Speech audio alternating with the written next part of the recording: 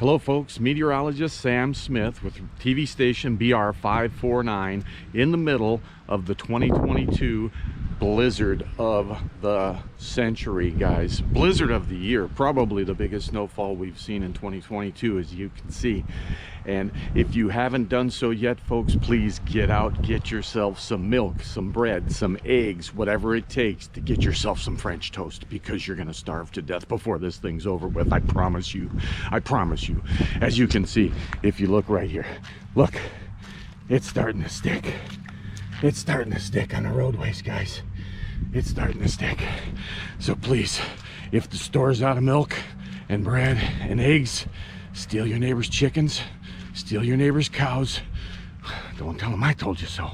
Do whatever it takes, guys, to survive the apocalypse between the pandemic and the blizzard, guys. We're all doomed. We're all doomed. We're doomed. Signing off. BR549.